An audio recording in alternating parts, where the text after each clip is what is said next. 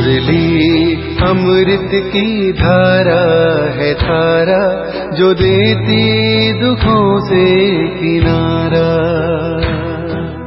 मुरली अमृत की धारा है धारा, जो देती दुखों से किनारा। भूले जीवन में हो जाए शिव बाबा मुरली में समझाए। भूले जीवन में हो जाए शिव बाबा मुरली में समझाए। ओम शांति। आज की तारीख है 22/3/2023 की सका मुरली। बाबा के महावाक्य है, मीठे बच्चे देही अभिमानी हो रहना, यही बड़ी मंजिल है। देही अभिमानी को ही ईश्वरीय संप्रदाय कहेंगे। उन्हें बाप और परम धाम के सिवाय कुछ भी सूझेगा नहीं। प्रश्न, किस एक बात की धारणा से भविष्य 21 जन्मों के लिए पूंजी जमा हो जाती है? उत्तर, श्रीमत पर अपने ऊपर तथा दूसरों पर उपकार करने से। उपकार वही कर सकता जो पूरा देही अभिमानी बने, जिसकी बुद्धि शुद्ध हो। देह अभिमान में आने से अपकार हो जाता है और जमा हुई पूंजी खत्म हो जाती है, घाटा पड़ जाता है।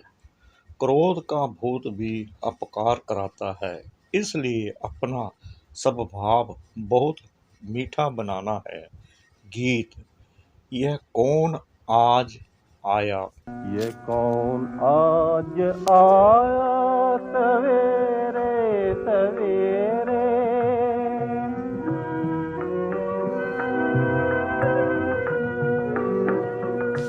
ये कौन आज आया सवेरे सवेरे के दिल।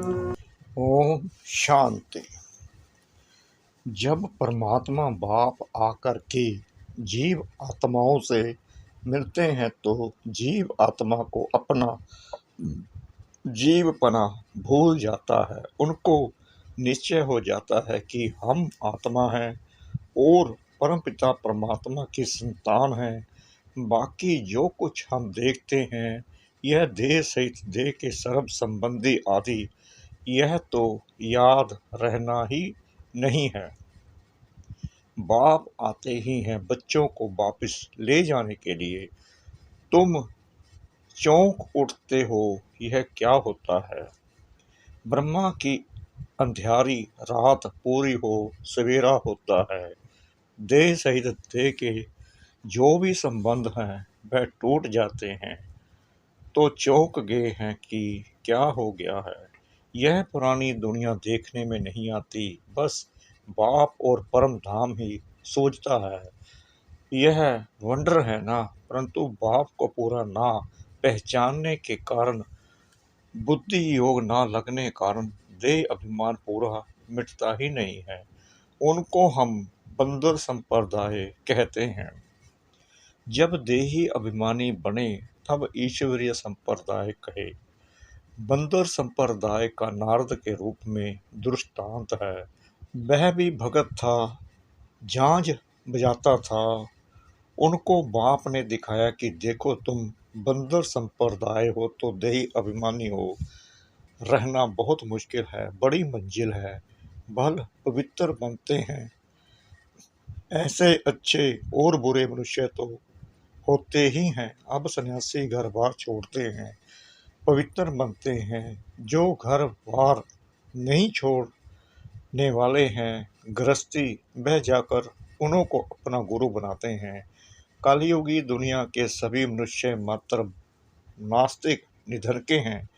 हे भगवान, हे परमपिता परमात्मा कह पुकारते तो हैं, परंतु उनको जानते नहीं कि आखिर भी वह कौन है। पुकारते पुकारते वह थक पड़े हैं, कह देते हैं ईश्वर सर्वव्यापी है।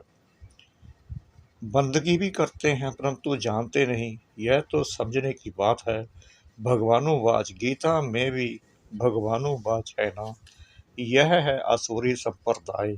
भगवान ने क्यों कहा है तुम बंदर मिसल हो, अपनी शक्ल तो आईने में देखो। भगवान को जानते नहीं, ढूंढते रहते हैं, इसलिए मनुष्य को ही भगवान मिलना चाहिए।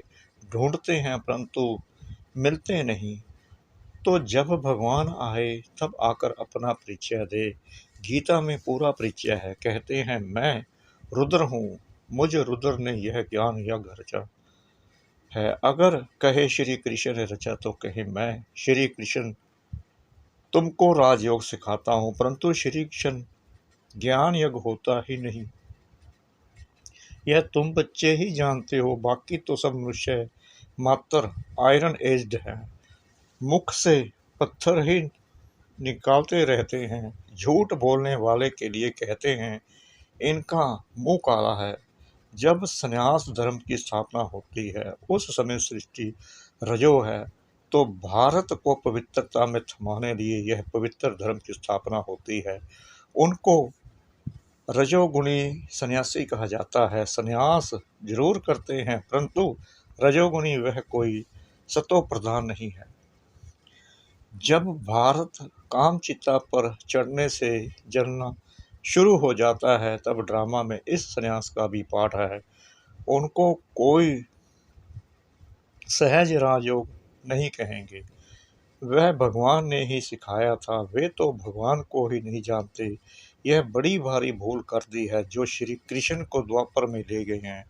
बाप बैठ भूले हुए मनुष्यों को समझाते हैं, परंतु समझाने में बड़ी रिफाइनेस चाहिए। सन्यासी लोग कहते हैं आप सन्यास धर्म की निंदा करते हो, बोलो आकर समझो, पहले बताओ तुम निंदा किसको कहते हो। परमपिता परमात्मा जो सबका बाप है, गीता का भगवान है, उसने समझाया है, श्री कृष्ण ने नहीं। परमपिता परमात्मा ने आकर कहा है कि यह कलयुग का अंत है। मनुष्यों की बुद्धि जड़ जड़ी भूत आसुरी बन गई है। यह है ही पतीत आसुरी राज्य। सतयुग में है पावन देवी राज्य। वह समझते हैं हम ही ईश्वर है, परंतु वो तो है नहीं। ईश्वर तो सभी का एक है जिसको सब याद करते हैं। यह समझने की बातें हैं। समझना हो तो समझो, परंतु समझाने वाला बड़ा रिफाइन चाहिए। जिनमें क्रोध का भूत होगा वह क्या समझा सकेंगे। क्रोध का भूत, मोह का भूत, लोभ का भूत, छोटे बड़े भूत तो होते ही हैं। गंदी आदतें हैं। अच्छे अच्छे बच्चों से भी माया कुछ ना कुछ करा देती है। यह है सब देह अभिमान की शैतानी। देह अभिमान आया तो फिर जैसा बंदर हो जाता, फिर वह मंदिर लायक बन ना सके। तुम जानते हो मंदिर लायक देवी देवताएं ही बनते हैं, उन्हों के लिए ही मंदिर बनाया जाता है। सतयुग में तो सारी दुनिया को शिवालय कहा जाता है। सभी मंदिर में रहते हैं, सृष्टि ही पवित्र मंदिर बन जाती है, विश्व शिवालय बन जाता है, जिसमें यथा राजा रानी तथा प्रजा सब पवित्र रहते हैं। तो कोई को बड़ा युक्ति से समझाना होता है। चूहा काटता भी है, फिर फूंक भी देता रहता है, उनमें यह अकल है। कोई सन्यासी आदि आए तो पहले युक्ति से उनकी महिमा करनी चाहिए। आओ सन्यासी जी, आप तो बहुत अच्छे हो जो सन्यास किया है, घर बार छोड़ा है। तुमको मालूम है दो प्रकार का सन्यास है, एक है घर बार छोड़ने का सन्यास, दूसरा है घर बार छोड़ने का सन्यास। गृहस्थ व्यवहार में रहते राजयोग सीख स्वर्ग का मालिक बनना होता है। कभी सुना है? कहेंगे यह बात तो कोई भी शास्त्र में नहीं है। गीता में श्री कृष्ण का नाम डाल द्वापर में ठोक दिया है, तो समझेंगे कैसे। फिर चित्रों पर समझाना होता है। तुम्हारा है घर बार छोड़ने का, सभी तो नहीं छोड़ेंगे। परवर्ती मार्ग है, तुमने परवर्ती में रहते हुए फिर 5 विकारों का संन्यास नहीं किया है, हम कर रहे हैं। हमको मदद मिल रही है परम पिता परमात्मा की। ऐसे गृहस्थ व्यवहार में रहते 5 विकारों का संन्यास करने से हम स्वर्ग का मालिक बनेंगे। सतयुग में देवी देवताएं पवित्र थे, अभी नहीं है। कलयुग के बाद फिर सतयुग आना है। बाप ही आकर सतयुग स्थापन करते हैं। प्रवृत्ति में रहते कमल फूल समान पवित्र बनाते हैं। तुम कहते हो आग ओस इकट्ठे रह नहीं सकते, परंतु यहाँ रहते हैं। तुम्हारे पास प्राप्ति की एम ऑब्जेक्ट तो कुछ है नहीं। बेहद का बाप जब आते हैं तब पुरानी सृष्टि का विनाश हो और नई सृष्टि की स्थापना हो जाती है। यह ज्ञान हमको मिलता ही है नई दुनिया के लिए। बाप कहते हैं देह सहित जो भी तुम्हारे संबंध आदि हैं सबको भूल अपने को देही समझ मुझे याद करो।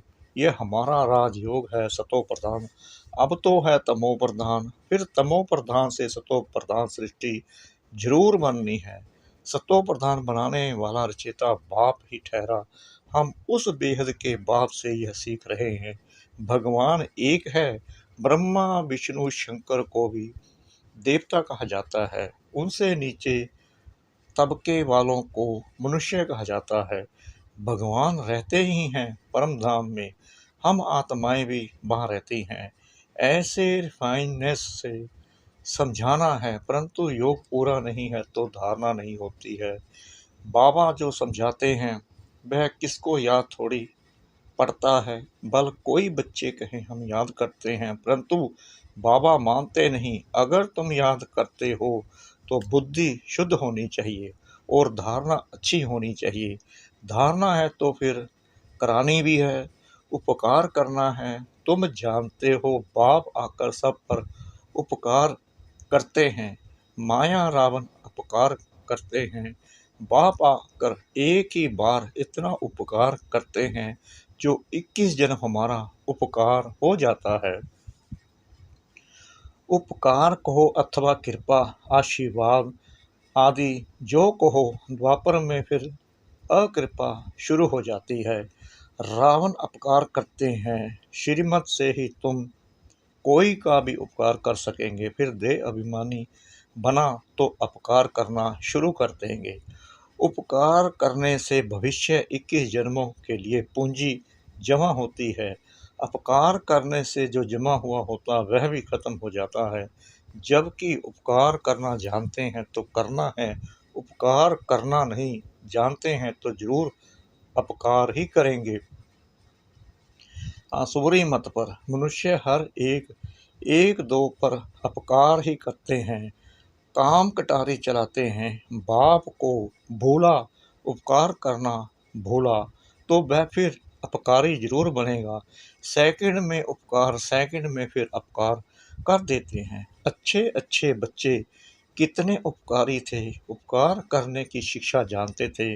अपने ऊपर भी उपकार करते थे तो औरों पर भी करते थे। फिर माया के चक्कर में आकर भगंती हो गई, अपकारी बन पड़े। कितना अपकार करते हैं। मनुष्य समझते हैं कुछ तो होगा जो भागे हैं। हम फिर कैसे जाएं। उल्टी सुल्टी बकवाद जाकर करते हैं। गोया जो उपकार करके खाता जमा किया सो फिर अपकार करके अपने खाते को मिट्टी में मिला दिया। ऐसे बहुत हुए हैं और होते रहेंगे। देखो जिसने उपकार किया वहीं फिर देह अभिमान में आने से अपकारी बन पड़ा। मनुष्य मनुष्य पर अपकार ही करते हैं। उपकार कोई कर ना सके जब तक श्रीमत पर ना चढ़े। अपकार कराने वाली रावण मत है। अभी अभी श्रीमत, अभी अभी रावण मत पर चल पड़ते हैं। क्रोध का भूत आया और अपकार कर लिया। बाप पर अपकार का कलंक लगा दिया, निंदा करा दी। बाप क्या कहेंगे। ईश्वरीय औलाद ऐसे होते हैं, वह फिर दिल से उतर जाते हैं। कोई का भूत निकल जाता है तो फिर महिमा भी करते हैं। क्रोध बहुत खराब है, इसलिए बाबा हमेशा कहते हैं मीठे टेम्पर यानी स्वभाव वाले बनो। क्रोधी टेम्पर अज्ञान है। बाप समझाते हैं ममत्व को बिल्कुल छोड़ना है। ममत्व टूटते टूटते जब अंत का समय आएगा तब संपूर्ण बनेंगे। रेस है ना। बच्चे जानते हैं मम्मा बाबा पहले पहुंचते हैं तो उनकी मत पर चल फॉलो करना चाहिए। धारणा करनी चाहिए माँ बाप के दिल पर चढ़ेंगे तो तख्त पर भी बैठेंगे। अपने से पूछना है कि हम लक्ष्मी को वरने अर्थात माँ बाप के तख्त पर बैठने लायक बने हैं।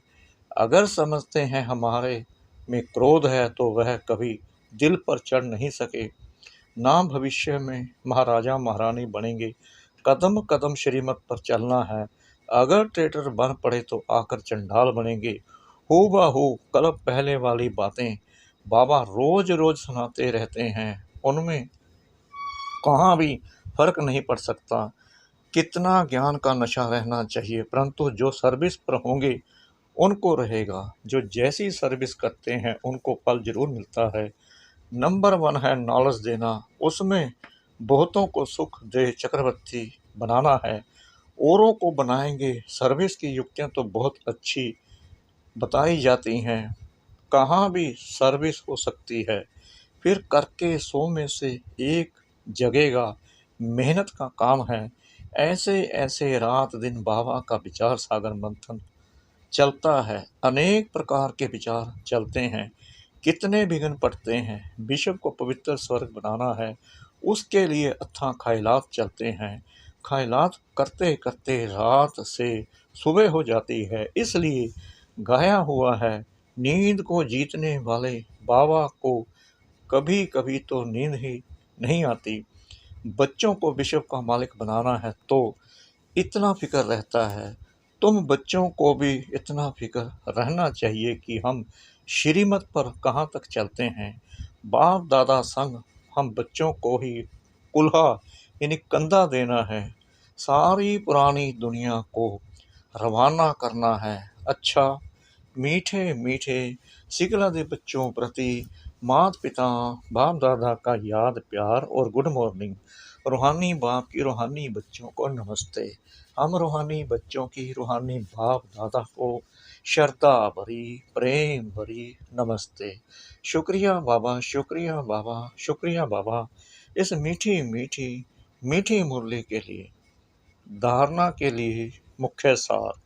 नंबर 1, कभी भी रावण की मत पर चल दे अभिमान में आकर बाप का अपकार नहीं करना है, निंदा नहीं करानी है। श्रीमत पर अपना तथा सर्व का उपकार करना है।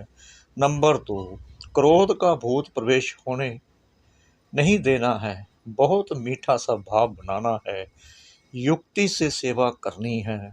वरदान, संपर्क में आने वाली आत्माओं को सदा सुख की अनुभूति कराने वाले मास्टर सुखदाता भव। आप सुखदाता के बच्चे मास्टर सुखदाता हो, इसलिए सुख का खाता जमा करते रहो। सिर्फ यह चेक नहीं करो कि आज सारे दिन में किसी को दुख तो नहीं दिया, लेकिन चेक करो कि सुख कितनों को दिया। जो भी संपर्क में आए आप मास्टर सुखदाता द्वारा हर कदम में सुख की अनुभूति करें। इसको कहा जाता है दिव्यता व अलौकिकता। हर समय स्मृति रहे कि इस एक जन्म में 21 जन्मों का खाता जमा करना है। स्लोगन, एक बाप को अपना संसार बना लो तो अविनाशी प्राप्तियां होती रहेंगी। एक बाप को अपना संसार बना लो तो अविनाशी प्राप्तियां होती रहेंगी। ओम शांति।